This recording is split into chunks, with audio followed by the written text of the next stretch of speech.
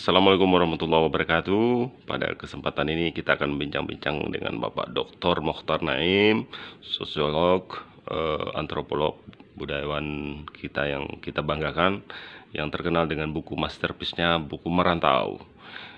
Kesempatan ini akan diwawancari oleh Uda Dirwan Ahmad Darwis, jauh-jauh dari Kuala Lumpur, Malaysia. Beliau adalah Deputi Presiden Minang Diaspora Network Global, Jaringan Perantau Minang Sedunia. Baiklah, kita akan diskusi mengenai sejarah dan budaya Minang serta tradisi merantau orang Minang. Silakan Uda Dirwan. Baik, terima kasih. Selamat sore kepada para pemirsa kita di diaspora Minangkabau dunia. Pada kesempatan ini ini kesempatan langka dengan orang tua kita, Pak Mokhtar Naim. Yang pertama saya ingin mengucapkan alhamdulillah karena beliau baru saja sembuh dari sakit yang beberapa waktu yang lalu kita tahu beliau masuk rumah sakit, dan alhamdulillah saat ini senang hati saya melihat kondisi beliau.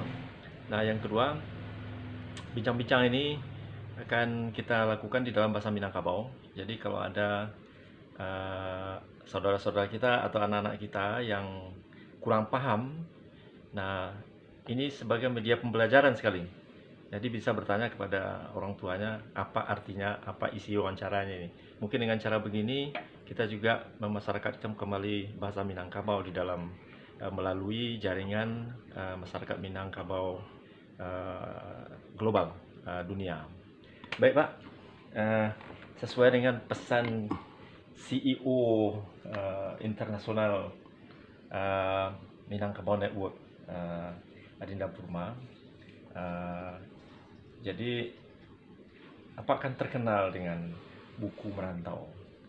Jadi apa kira-kira nilai-nilai positif dari penelitian kemudian di dalam realita ya, dan kemudian peranan yang dimainkan oleh para perantau itu di mana saja terhadap Minangkabau.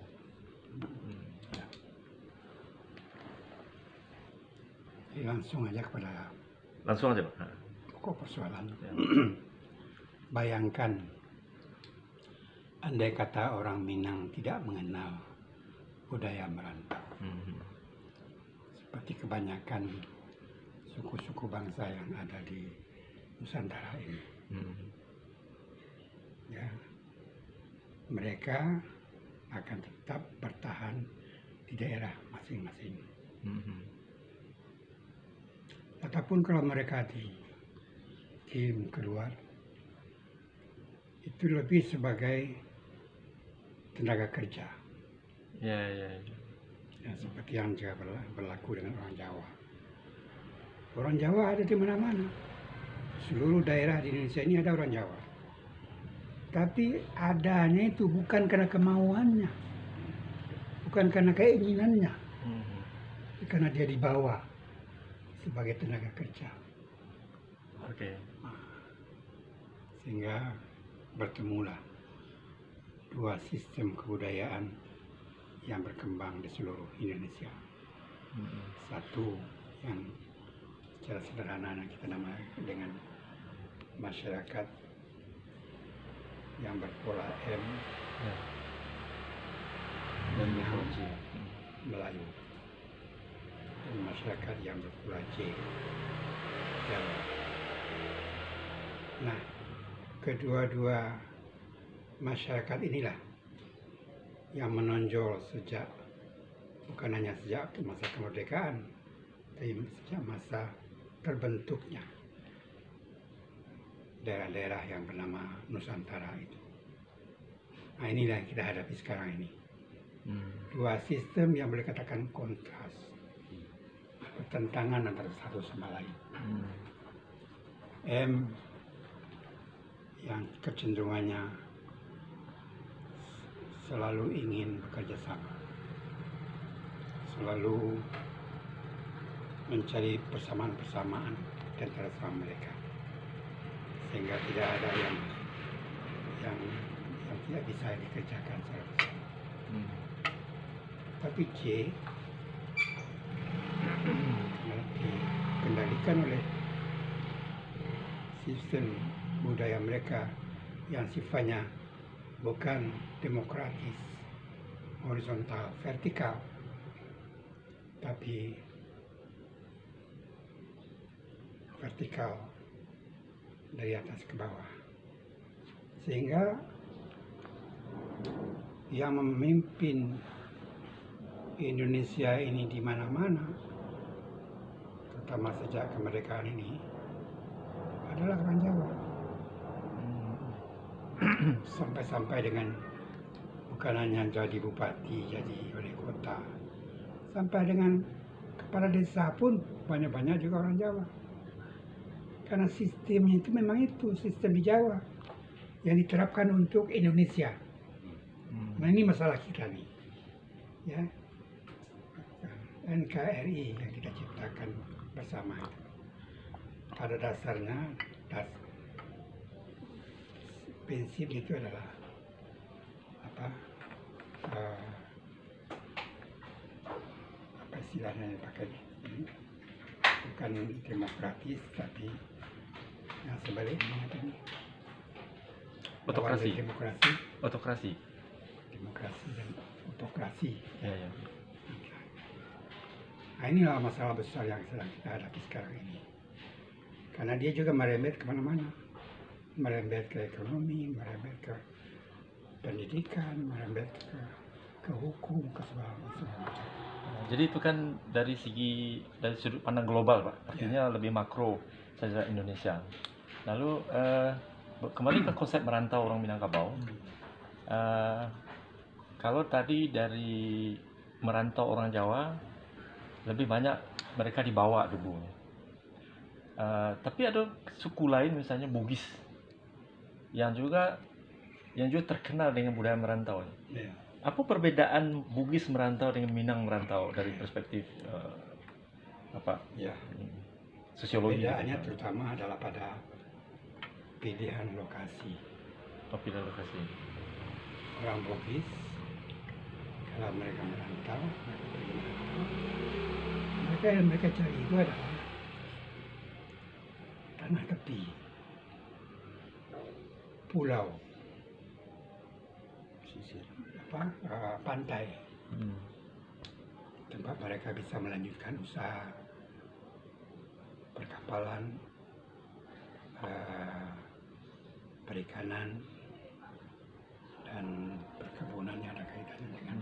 Kalau Minang? Nah kalau Minang, Perdagangan. tidak ada orang Minang yang pergi mencari daerah rantau itu ke tepian, ke tepian pantai, dan itu selalu yang ditemukan itu hanya kalau bukan Pasar. tadi Makassar Bugis adalah Banjar. Banjar. Jadi kalau kita lihat sepanjang pantai timur Pulau Sumatera dari Aceh sampai ke Lampung itu pada dasarnya yang namanya orang tanah tepi, orang pesisir itu walaupun sama-sama Melayunya, tapi Melayu pantai, Melayu laut, Melayu pesisir. Artinya kalau orang Bugis sesuai dengan falsafah atau terkenal dengan pelaut, barangkali itu yang membuat mereka itu mencari tanah-tanah yang di tempat pemukiman di pantai. Ya. Kalau orang Minang lebih kepada perdagangan. Pedagang.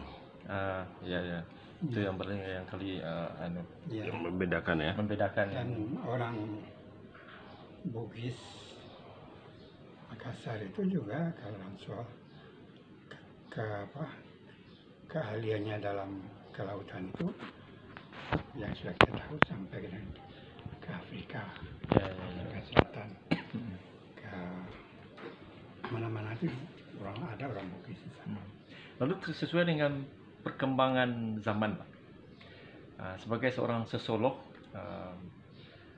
Kalau dulu konsep merantau itu mungkin ada ciri-ciri khas tertentu. Kemudian dengan perubahan sosial, media sosial yang berkembang, sehingga merantau itu rasanya tidak terlalu jauh untuk dulu. Setiap saat kita bisa bertatap muka dengan yang ada di belahan dunia lain. Bapak melihat konsep merantau kini berbanding dengan dulu. Perubahan antara yang dulu dengan yang sekarang, terutama karena faktor pendidikan.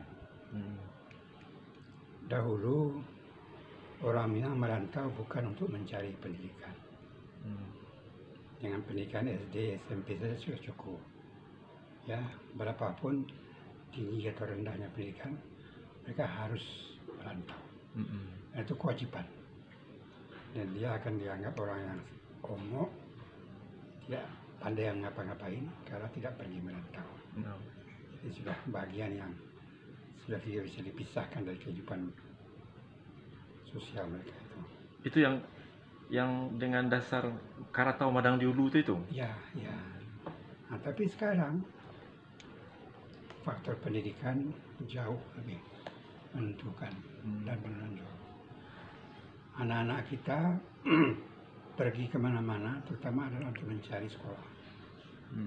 Ya, walaupun tinggal orang tuanya masih di Sumatera Barat, tapi anak-anaknya itu kalau sudah lewat SMA, yang terpikirkan pada Gajah Mada, ITB, UN, segala macam sekolah-sekolah yang ada di Jawa. Itu ketika Jawa baru masih lingkaran pertama. Tapi sekarang sudah melebar lagi. Itu dari hanya Jawa, sekarang juga anak-anak Minang ini juga sudah berpikir ke Singapura, ke Malaysia, Amerika, ke Amerika, ke Italia. Eropa, ke Australia, mana-mana. Di pendidikan Jadi ya. dalam konteks Pendidikan ya. pendidikan. Baiklah, kita lanjutkan ke part kedua setelah iklan berikut ini. Ya. Baiklah, kita lanjut ke part kedua. Silakan Dadirwan. Oke, untuk sesi kedua Pak. Tadi kita bicara tentang pendidikan. Dan kemudian bahwa orang Minangkabau kini merantau, khususnya anak-anak, lebih kepada pendidikan. Ya. Nah, lalu kemudian kita balik ke Minangkabau. Tadi dalam bincang-bincang sebelumnya Pak menyampaikan tentang perlu adanya semacam usaha, paling tidak rohnya itu dikembalikan, yaitu pendidikan surau. Bisa diulas Pak lebih ini. Ya. Ini masalah ini memang memerlukan perhatian khusus dari kita. Karena masa depan kita juga akan banyak tergantung kepada sampai di mana kita mempertahankan tradisi ini. Karena akan sangat berbeda surau yang masih berfungsi dengan surau yang sudah tidak berfungsi lagi. Dan itu saya rasakan sendiri. Saya generasi yang masih sempat tidur di surau. Pulang itu hanya untuk menukar pakaian dan untuk makan. Ya. Nah, setelah itu pergi sekolah. Sudah pulang sekolah, main-main segala macam. Sore ke surau. Hari surau berapa jam itu lamanya. Sampai pula tidur di surau. Baru pula berangkat pagi ke rumah. Jadi ada hubungan yang tidak pernah putus antara surau dan rumah. Dan kedua-duanya ini adalah tempat bagi anak-anak muda, terutama anak laki-laki, untuk mendapatkan pendidikan. Bukan hanya pendidikan intelektual, tapi terutama pendidikan rohani. Bagaimana menjadi seorang Minang yang mampu menyelesaikan masalah sendiri. Ya, yang bisa bekerja sama. Cuman ada persoalan, Pak. Kalau Pak Muhtar tadi menyampaikan bahwa pernah merasakan kehidupan surau, dan apa barangkali generasi terakhir yang pernah merasakan lalu di surau. Nah, cuman kembali kepada perubahan sosial yang terjadi, kalau anak-anak kini diinapkan di surau seperti yang dulu, ada kekhawatiran kalau kini kok ada LGBT, ada hal-hal baru yang tidak terpikirkan bagi kita. Jadi pendidikan surau yang seperti apa kira-kira yang masih mungkin dijalankan dengan kondisi ini, Pak? Yang menarik, tradisi surau yang sepanjang masa itu berjalan di Minangkabau ternyata dilanjutkan oleh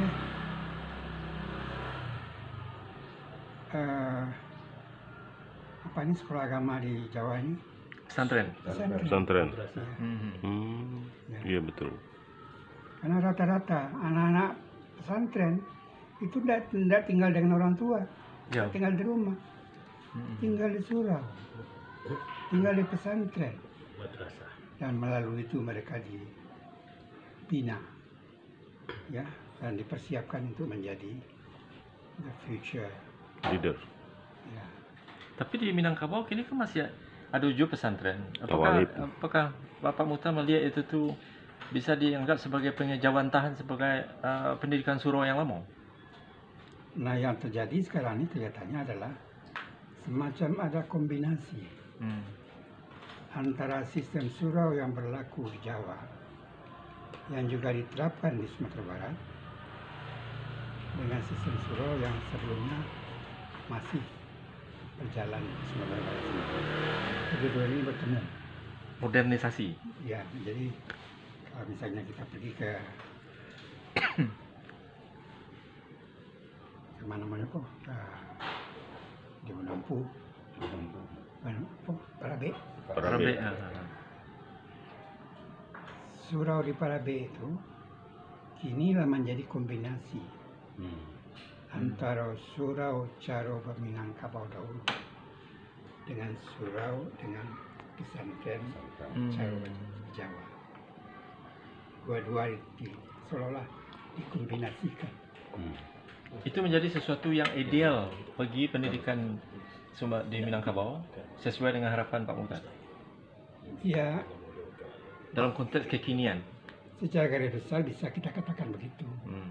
Walaupun dalam penyaringannya tentu ada hal-hal yang memang harus dikurangi, ada yang harus ditambah. Ya. Kalau untuk organisasi kerjasama yang sifatnya secara menyeluruh, mungkin sistem yang diimpor dari pesantren Jawa adalah yang terbaik. Ya. Karena semua ikut, tidak ada yang tidak ikut.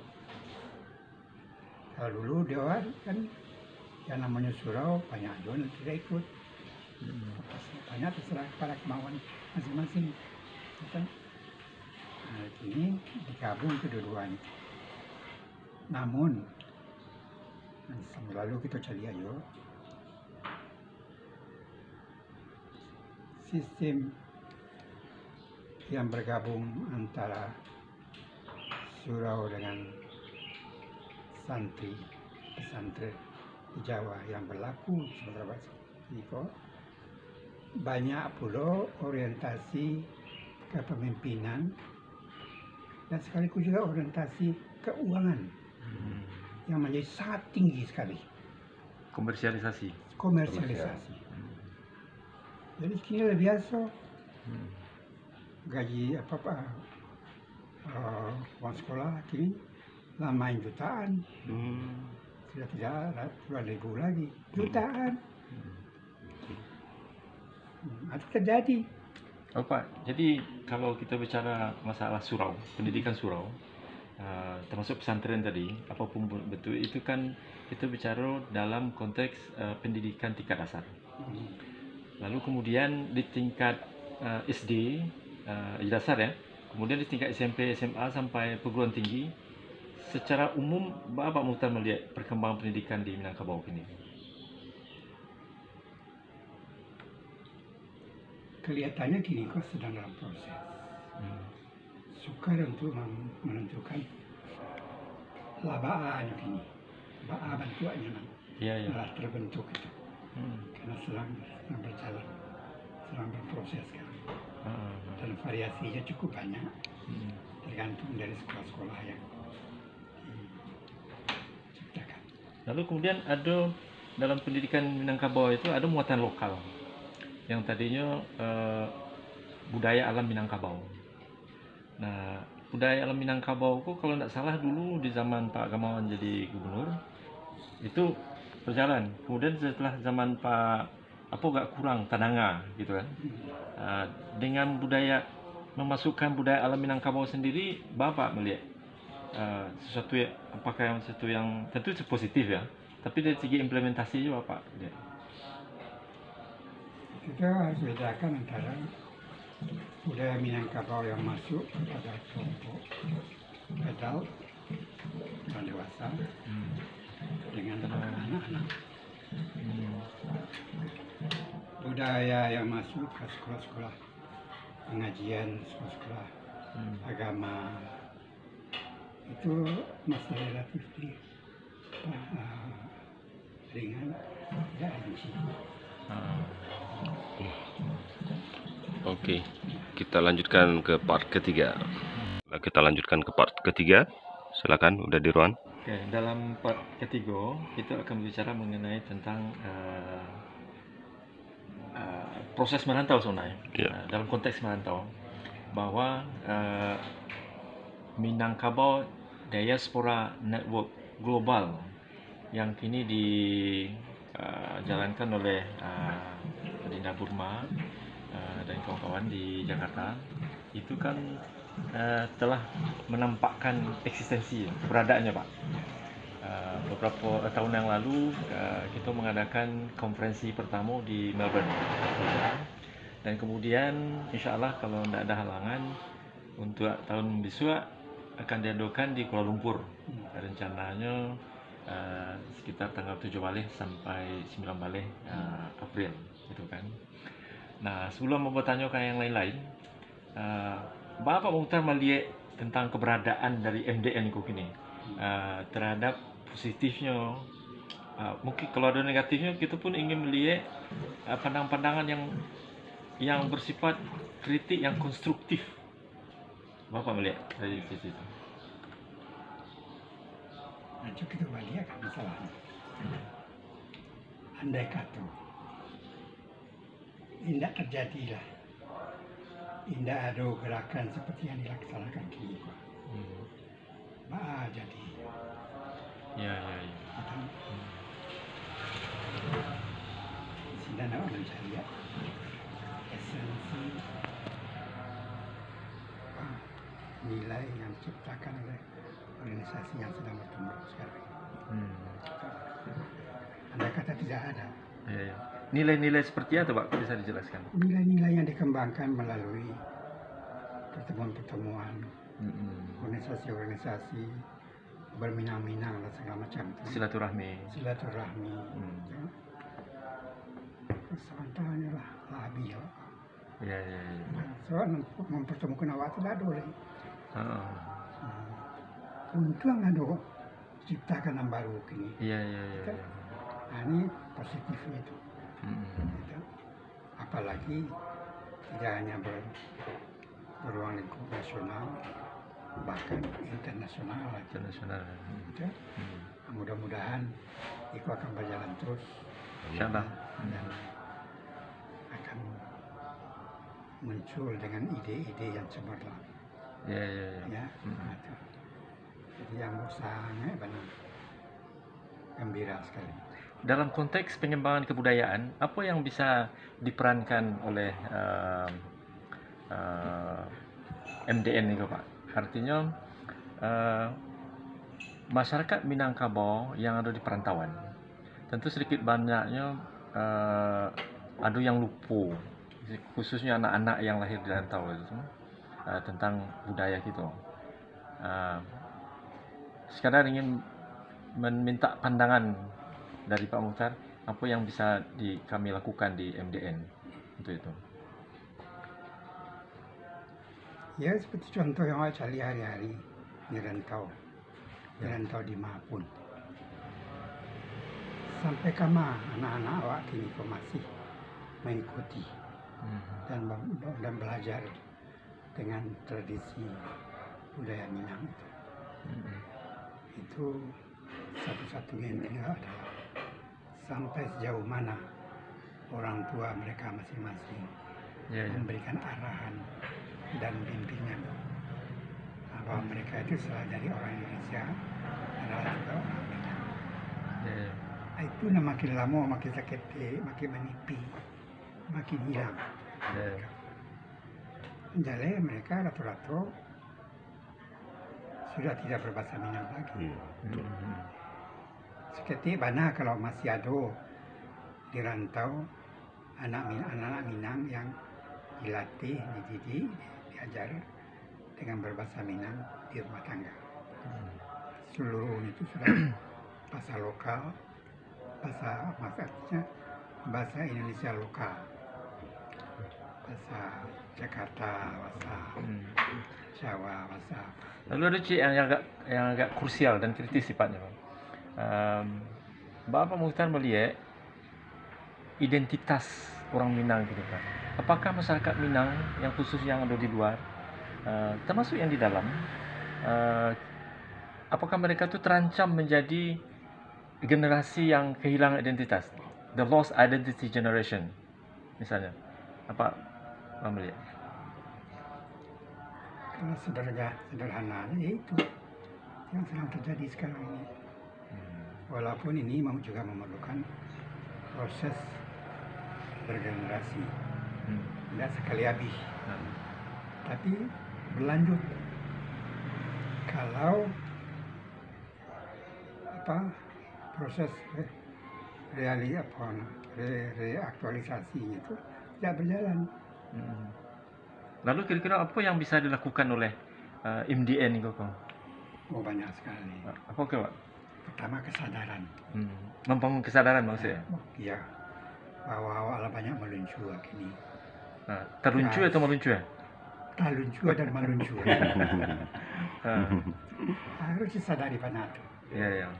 Dan di samping itu juga perlu ada sikap yang tegas dan jelas. Ke depan kita harus angkatkan kembali, harus hidupkan kembali. Mungkin para pendengar awak di luar, para orang Minang, apa kira-kira yang kerugian gitu kalau kehilangan identitas orang Minang? Mungkin itu hal-hal yang jarang diketahui orang. Bahasa identitas itu perlu. Ya, jadinya seperti sekian banyak masyarakat lokal atau masyarakat antropologis lain yang kehilangan identitas dimanapun, dan tidak kecualinya dengan Minang sendiri. Nah, kini saja laba banyak beda gitu. Masih di zaman satu generasi berubah, masih generasi Ambo. Para bedanya tuh antara waktu Ambo masih kecil dengan Ambo lagi ini banyak sekali bedanya. Dan ujungnya itu adalah makin menjauh dari tradisi budaya Minang. Karena azan kita stop sebentar. Oke, terima kasih. Stop karena azan. Baiklah, kita lanjutkan ke part 4. Silakan udah Dirwan. Oke, jadi Pak, kita sambung cerita tadi. Berkaitan dengan identitas Minangkabau. Kini kan banyak orang-orang, khususnya perantau Minangkabau, keturunan mereka yang tidak bisa berbahasa Minangkabau, tidak tahu budaya Minangkabau. dan termasuk sejarah Minangkabau ya sebenarnya yang perlu diketahui. Dan itu kalau awak membaca dalam buku-buku sosiologi, mereka dikhawatirkan menjadi generasi yang kehilangan identitas, lost identity generation. Bapak melihat perkembangan itu?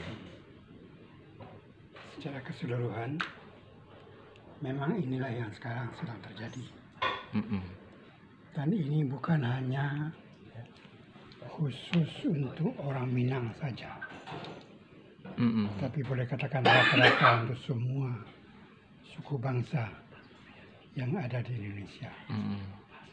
Anak-anak mereka menguasai bahasa Indonesia, tapi bahasa orang tua tidak lagi. Paling-paling cuma sedikit-sedikit atau untuk hal-hal yang lucu-lucu yang biasa yang biasa terjadi. Nah, ini sifatnya umum karena yang kita kembangkan dalam konteks NKRI sekarang ini tidak lagi budaya daerah masing-masing, tapi budaya nasional Indonesia yang dasarnya itu adalah bahasa Indonesia. Tapi juga bahasa Indonesia yang trennya itu lebih kepada dipakai oleh kelompok yang sedang memimpin negara ini. Jadi anak-anak kita sendiri, apakah kita suka atau tidak suka, tapi kenyataannya adalah seperti itu. Ya, anak-anak khususnya yang ada di rantau, sedikit sekali yang masih menguasai bahasa Minang. Nah, lebih jelek lagi ini juga terjadi di Sumatera Barat sendiri. Nah, betul. Ya. Jadi anak kita lahir di Sumatera Barat, sekolah di Sumatera Barat, hidup sehari-hari di Sumatera Barat. Tapi pergaulan hari-harinya itu tidak lagi berbahasa Minang, itu berbahasa Indonesia. Artinya berbahasa Indonesia yang keminang-minangan. Nah, jadi kalau dalam konteks perantau bisa dipahami kalau sebagian mereka tidak pandai berbahasa Minang, tidak tahu dengan budaya Minang, bisa dipahami, Pak.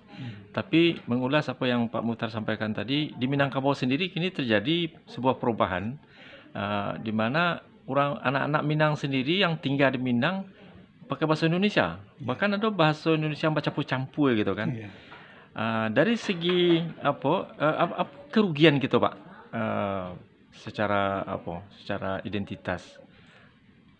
Kerugiannya kan jelas. Hilangnya sebuah cabang kebudayaan. Ya, yang cabang itu tidak hanya untuk satu daerah tertentu saja, tapi itu semua daerah all at the same time. Begitu terjadi di Sumatera Barat, begitu terjadi dari Aceh sampai ke Papua. Orang Papua sendiri sebagian besar sekarang berbahasa Indonesia. Lalu kira-kira apa nasihat atau saran dari Pak Muhtar kepada siapa pihak-pihak yang harus memainkan peranan untuk mengembalikan itu? Paling tidak untuk ada usaha untuk menyadarkan masyarakat, khususnya kalangan remaja, kalau di sini lebih populer dengan kalangan milenial, supaya kembali berbahasa Minang. Bahasa itu adalah salah satu dari identitas budaya awak gitu kan. Apakah pemerintah, apa organisasi semacam Elkam atau apa? Yang jadi masalah